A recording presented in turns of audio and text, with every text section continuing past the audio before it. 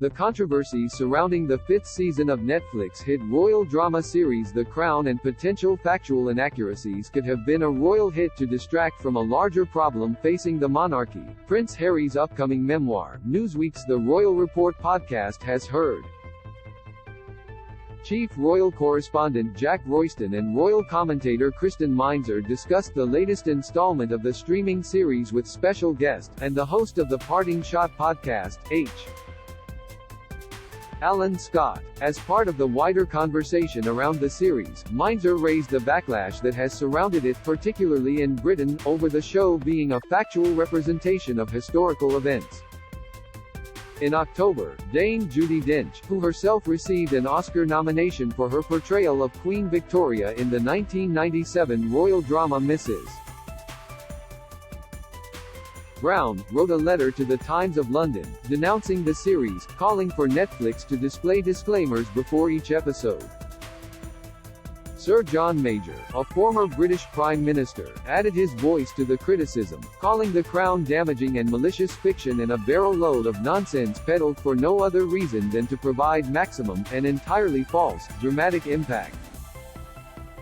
Major's comments came after he had been shown scripts of an episode in which King Charles III, when Prince of Wales, approaches the Prime Minister over potentially bringing about the abdication of Queen Elizabeth II. An idea, Major asserts, which is wholly fictitious. These headline-grabbing admonishments have almost conveniently distracted from real-life dramas occurring for the royals. H.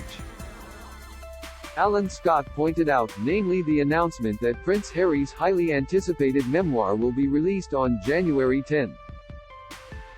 In the weeks before The Crown came out, there was all the press about how it was factually incorrect, and now that we're getting into the modern times, people remember living through these times and they're correcting the record, he told Meinzer and Royston. And I feel like that was fully driven by the royal family, by Charles. In that whole press about the factual inaccuracies in the show was fully a royal hit to get people talking about something else to distract them, probably from what book that's coming out? Oh, Prince Harry's book that's coming out.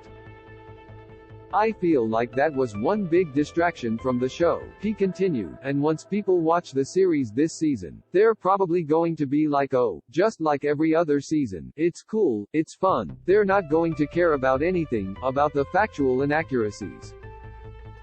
On how the royals themselves might react to the season, which documents the turbulent decade of the 1990s during Queen Elizabeth's reign, Scott said, I feel like the royal family doesn't love it, I think Harry and Meghan probably do love it, before he added, and Harry's book is going to be huge.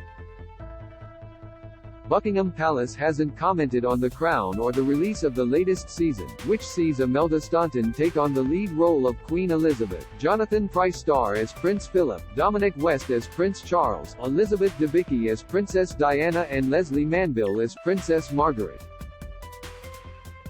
Despite this, a number of the royals have appeared to acknowledge the series in some personal way. In March 2022, Queen Camilla joked that Emerald Fennell, who played the royal in seasons 3 and 4, could step in for her if needed during an International Women's Day event at Clarence House.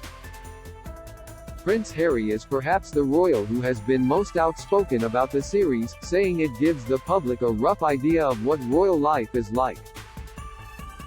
Of course, it's not strictly accurate, he told James Corden in a 2021 interview, but loosely. It gives you a rough idea about that lifestyle and what the pressures of putting duty and service above family and everything else, what can come from that. Harry's memoir, Spare, will be published in January and present his side of events to the public, including his experiences surrounding the tragic death of Princess Diana at the age of 36 in a high-speed Paris car crash. The accident and the public reaction to the royal's death is expected to be a key storyline in The Crown's 6th season, which is currently being filmed. Scenes of a young Harry and Prince William walking behind their mother's coffin have already been shot. Newsweek approached Buckingham Palace for comment. Season 5 of The Crown is available to stream on Netflix now.